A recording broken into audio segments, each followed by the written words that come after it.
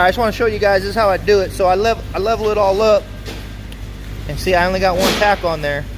And so what I do is I start it about right here, and I run it all the way around, and I tie into that. Get a video of that, me doing this. Show these guys what I'm talking about.